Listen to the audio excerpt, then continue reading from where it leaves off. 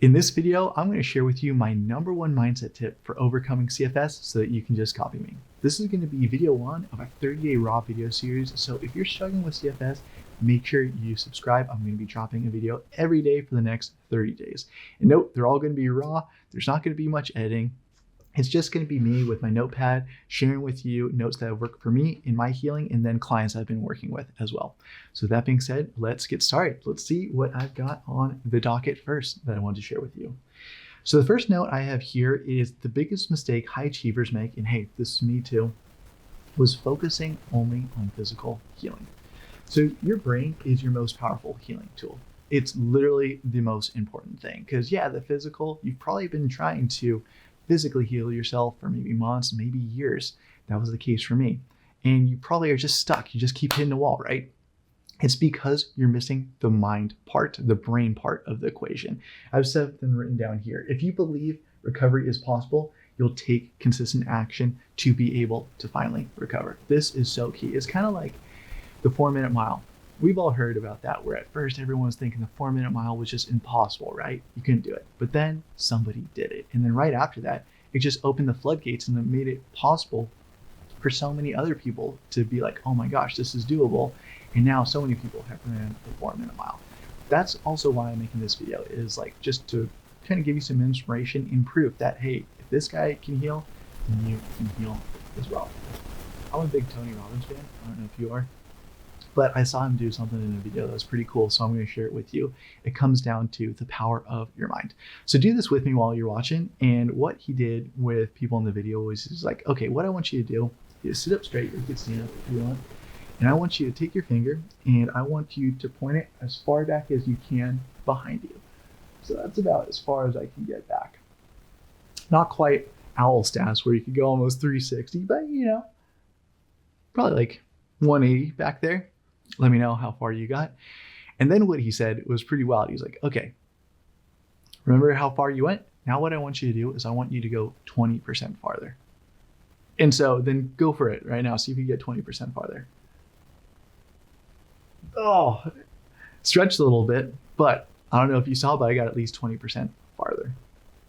Pretty wild, right? It just is a cool little exercise that shows you the power of your mind. If you believe you can, then you can. And at first I just said, hey, go as far as you can. And we went as far as we could. But then I pushed you. I was like, go a little bit further, just like Tony. And we were able to go further. So again, that is just to show you the power of the mind and just to really bring home the fact that if you believe your recovery is possible, then you will recover. The next thing I wrote on here was my number one tip for you. This is the number one mindset tip, is to adopt a growth mindset. So in your healing journey, there's two different mindsets. There's two different mindsets. My dad always used to do that trick. I thought it was funny. Kind of funny.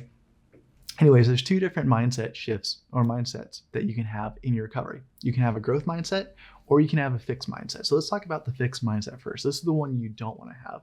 So I wrote some notes on the fixed mindset. If you have a fixed mindset, it means that you think your abilities and your current state is just set in stone. You avoid challenges and you don't like feedback. I'm sure you could think of people that, you know, that have a fixed mindset. Like they don't like taking feedback, so they don't get coaches like you and I like to get to up-level ourselves. They don't like challenges. They only see them as problems. And they just think they're stuck as they are. They're probably saying things to you like, oh my gosh, I can never learn that, or I can never be like you. And it's like, you know that the only difference is you have a growth mindset and you could actually, you put in the work and you enjoy challenges and you take on feedback. Yeah, but hopefully you are not in the fixed mindset category. If you are, it's time to make the switch to the growth mindset category. So the three main characteristics of a growth mindset are as follows. They are that you believe your abilities can improve with effort. You believe that, or you see problems as challenges instead, and you welcome feedback. So if you're a high achiever watching this or an entrepreneur, like I believe you are, then you most likely you already have the growth mindset. You're investing in coaches, you accept feedback, you see things as challenges or problems to solve, and you get excited about the problem solving, and you know that with effort, you can do anything. Like Nobody wakes up and they knows how to start a business. You know what I mean? It's with effort and learning, you can make anything possible. So again, recap right there. The number one tip is to adopt a growth mindset. Switching to a growth mindset is the number one tip for overcoming CFS. I had that written down. It's so important. I just really wanted to ram it in. It's literally foundational. It's one of the first things you need to get dialed in. And I wrote down, getting this right changes everything. Once you have a growth mindset, you just see life through a different lens. Instead of seeing life as it is, which, it's kind of shitty and you're going through this tough, dark night of the soul, you're not having a great time, like you can't do all the things you used to do. You see it as a challenge, but not only that, here's what worked for me is I saw it as, instead of just I kept on thinking like, oh, like why me? I had this sob story, I was depressed, like, oh, why is this all happening to me? Maybe that was you in the past a little bit. What I then reframed my mindset to was, this is going to be the best comeback story of all time. And so I hope that vibes with you. If it does, take it on as your own little mantra. I've shared it with a bunch of my clients and they love it. But yeah, when you get this mindset dialed in, the growth mindset, and you just see everything through kind of rose-colored lenses. I think that's what the phrase is, where you're just excited. It's like, okay, yeah, game on. I've been through challenges before. This is just another one. And then this is going to turn into the best comeback story of all time.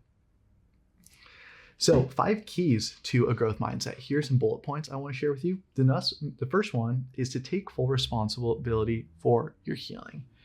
It's not the doctor's responsibility to heal you, as you probably tried to work with a whole bunch of them. I worked with like 19 or 20 of them.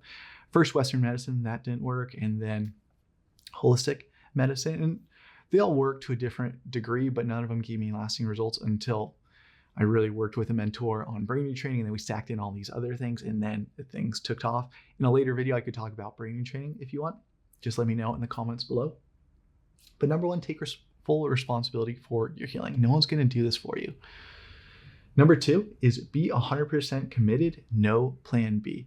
As you probably know, you really don't get results in anything in life if you only have one foot in and one foot out. It's kind of like if you're still dating. I'm not. I'm happily taken by my lady. She's beautiful. She's in the other room. Jess. Some of you guys already know her. She's awesome.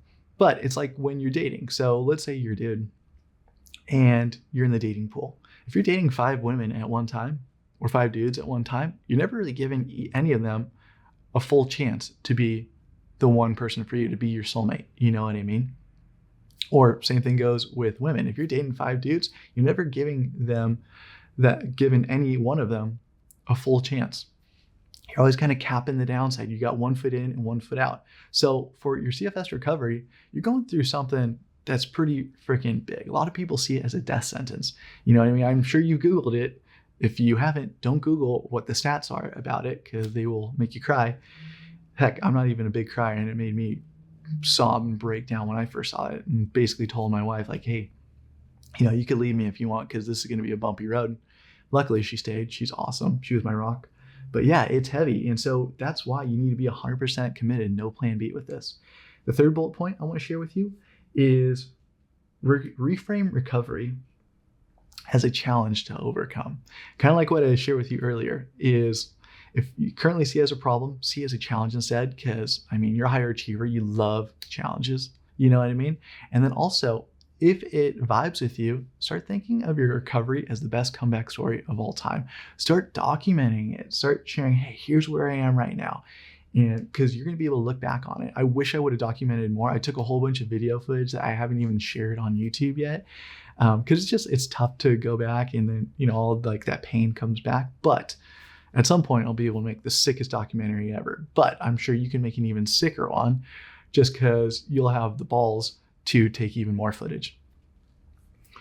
4, discipline over intensity. You want to pace yourself. So you're an entrepreneur, a higher achiever. You already know how to work hard, right?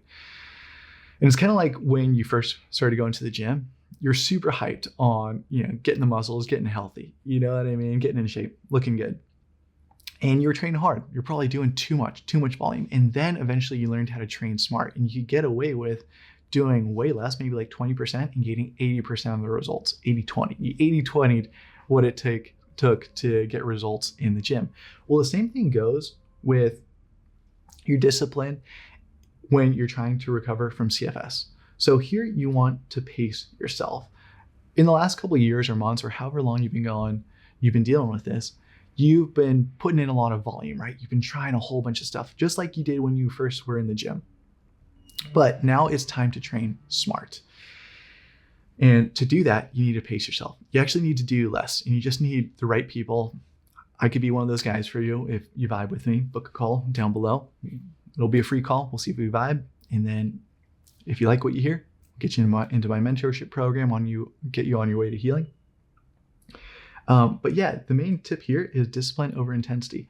It's not about going hard 1 or 2 days of the week. It's about pacing yourself and having that same consistency every single day of the week.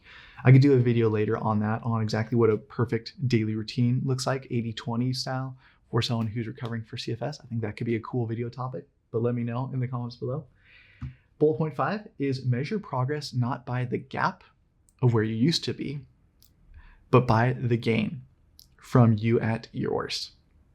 So I got this phrase from the book, The Gap and the Gain, and it applies to you and your CFS recovery, and like it applied to my CFS, my recovery. So just to use myself as an example, I don't want to speak for you yet, but for me, when I was going through the shit of it, like when I was at my worst, rock bottom of CFS, I was like, oh my gosh, like why me? I was so depressed, and I was comparing where I was at that point at rock bottom to the gap of where I used to be, where I was making a bunch of money, traveling the world with my lady full time. I was jacked, I was happy, going out every single night, dancing, having a blast. And I was like, I'm so far away from where I used to be, and it was so depressing. But then I read that book about the gap and the gain, and I realized, I just want to read it, so I want to make sure that I get the verbiage right for you. Measure your progress not by the gap, but by the gain. So what that means with you and your CFS recovery is think about you at your worst. So with me, that was like bedridden, barely doing 300 in air quote steps a day. I say air quotes because a lot of that was crawling on the ground here in this apartment. But that was me at my worst. Panic attacks every single day, just about to pull the ripcord on life, like gnarly shit. So that was my worst. But then I started measuring myself by the gain. How much did I gain from that? How much better off was I from that every single day and then every single week? And so I could give you a little example of that. A little bonus is I had this thing on my desk right here, and it's what I call a daily wins jar. So every single day I would throw 3 wins in here, no matter how small. And so I would dump this out every month because we get so full. You can see a bunch of my past ones right here. Maybe a cool video would be me reading out what I actually wrote on each of these.